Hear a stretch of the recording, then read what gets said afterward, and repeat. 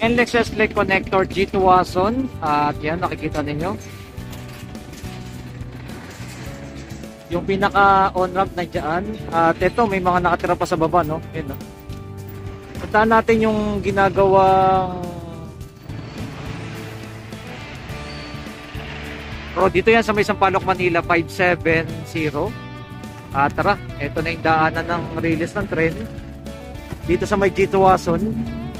Doon yung tungbok yun ng pag ginawa yung road widening. Diyan din dada sa may pinakadulo dyan.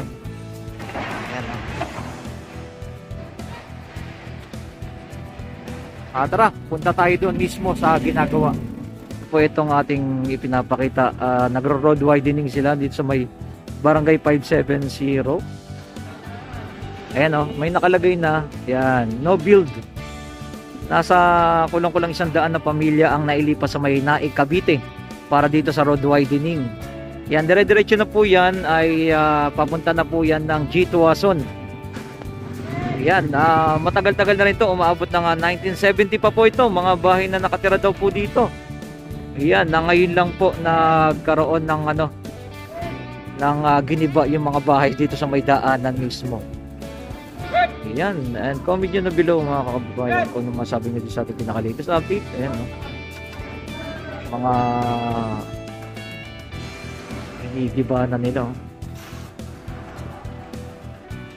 At magpapalipad tayo ng drone. Pakita natin sa pinakataas. Dire-diretso yan dito papuntang NLEX S-Link connector na. Ayan,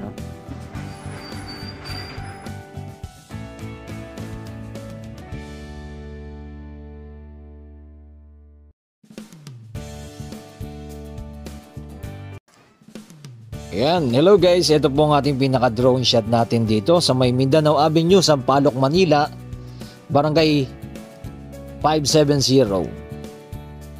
Ayan, ito po yung umaabot ng kulang-kulang 100 pamilya ay nailipat na po dyan po sa may Naik, Cavite. Ayan. Nakausap natin si Kuya, isa sa mga naalis dito. At okay naman daw po ang kanilang nailipatan at inaasikaso na po nila yung kuryente at mismo yung tubig. Yan, dire-diretso yan papuntang na po yan, G2 Wason na po yan, yan yung daanan dyan. Dito medyo matagal-tagal na rin daw po ito. Sabi ni Kuya ay umabot na to 1970 pa po. Almost 50 years na po pala itong may mga nakatira dito, pero ngayon lang po nagawa ng paraan na sila ay mailipat. Grabe, no? Sobrang tagal na. Pero ngayon taon lang po nasolusyonan. Yan, ganito pong mga bahay dito po mismo sa may Sampaloc, Manila. Ito po yung NLEX S-Link connector na lagi na po nating ina-update. Ayan, nakita rin po natin sa may Mindanao Avenue extension diyan po sa may sa may Valenzuela ay ginagawa rin po dyan. Ang daming bahay na rin pong naalis dyan pero hindi pa po natatapos. Pero dito sinisimulan na po nila. Ayan, wala na po yung mga nakatira, nailipat na po sa Naik, Cavite. Sabi nga po ni Kuya, ang mahirap lang po doon yung hanap buhay nila. Dahil yung hanap buhay nila nandito sa Metro Manila, yun lang po ang pinaka pero safe naman po, may sarili na silang mga bahay. Ganun po ang mangyayari. Ito po, ipakita rin po natin dito yung NLEX S-Link connector na tuloy-tuloy nating ina-update upang mabigyan kayo ng mga impormasyon at ng mga latest na ginagawa po dito, mga kababayan. Ito yung pinaka on-ramp mismo dito sa may Santa Mesa. Ayan, Pinakita na rin po natin yung part na po dito. Yan, dire-diretso po yan papuntang C3. Yan, napakabilis na po na magiging biyahe kung dito ka po dadaan sa NLEX S-Link connector. Dahil ko-connect po ito sa may Skyway Stage 3 at iwas traffic po mismo sa may EDSA. Isa sa ating mga ina-update na eto, nandito na po sila mismo sa pinaka last part na, papunta na po sila sa may Pandakan.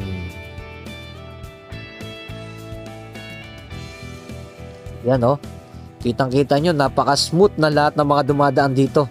Spaltado na yan at napakaganda na. Ayun. Yan, comment nyo na below mga kababayan kung ano pong masabi nyo po dito sa ating pinaka-latest update. Pinapakita lang po natin yung mga pagbabago po dito sa ating bansang Pilipinas. Yan po ang pinakamahalaga na nakikita po natin na sa bawat panahon nag-i-improve ang ating bansa. Mawala lang sana yung lahat ng mga korupsyon ay mas lalong uunlad ang ating bansa. Nakikita po natin yung mga bansang mababa lang ang mga corrupt, no? Kita nyo, napakaunlad ng mga bansa. Pero sana, ganun din sana dito sa ating bansang Pilipinas. Gising mga politiko! Huwag na sana kayong mangurakot para tuloy-tuloy nang umunlad ang Pilipinas. Yan po ang isang LRT2. Ang good news ay ang LRT2 extension mula Recto hanggang dyan mismo sa pier ay ang isusunod nating i-update sa mga hinaharap. Meron na po yung study sila. Yan, ang LRT2. Recto hanggang dyan sa may pier. Yan, dadaan ng Divisoria, tapos dadaan na sa pier. Ganun po ang madadagdag na 3 station na abangan natin yun sa mga hinaharap. Pero dito po muna tayo sa NLEX Select Connector at ipinapakita natin. Ganyan na po ang mga ginagawa dito. Mismo yung pagtawid na po mismo dyan sa may Santa Mesa. Grabe, no? Kitang-kita nyo po, no? Yung mga bahay, oh. Talagang dito sa Manila, talagang puno na. Napapakita natin ng ating pinaka-drone. Sobrang dami na ng bahay dito sa Manila. Ayan. Dito sa area na to, sa may Mindanao, kasi ang mga lugar dito talaga puro yung mga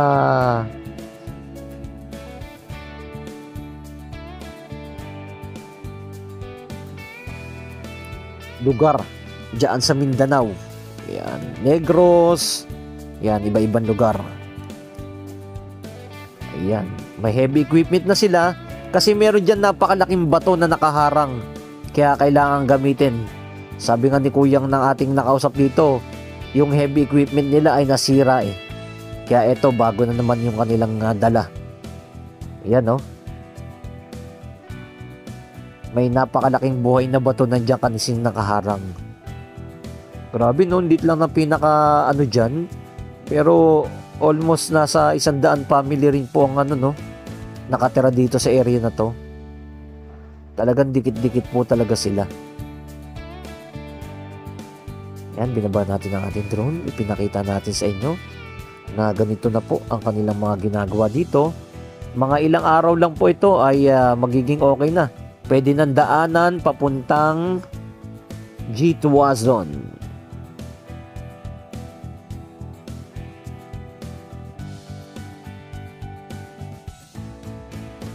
Ang good news naman po dito, yung mga bahay na tinamaan ay meron silang malilipatan.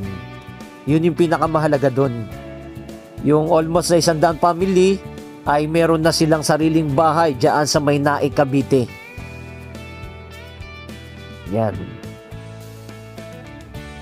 Ayan, dire-diretso yan. Yan, sa may pinakadulo, yan na po yung pinaka G-Tuazon. Yan, left side going to Espanya, shortcut dyan.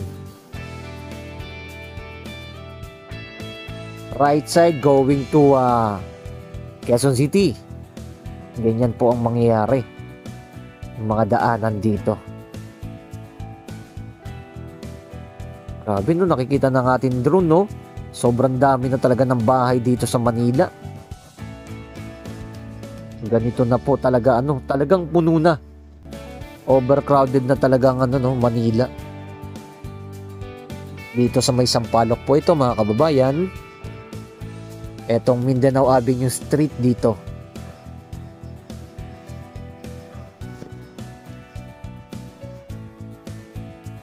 Yan, sa bandang dulo, natatanaw na rin po natin yung Santa Mesa at itong LRT2.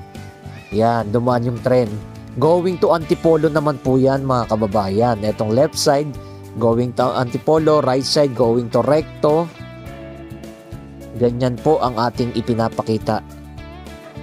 Ayan, muli po maraming salamat sa inyong lahat dyan. Ito pong muli si Skywalk TV at ito ang ating pinaka-latest update dito sa ating bansang Pilipinas. Mabuhay kayong lahat dyan. God bless.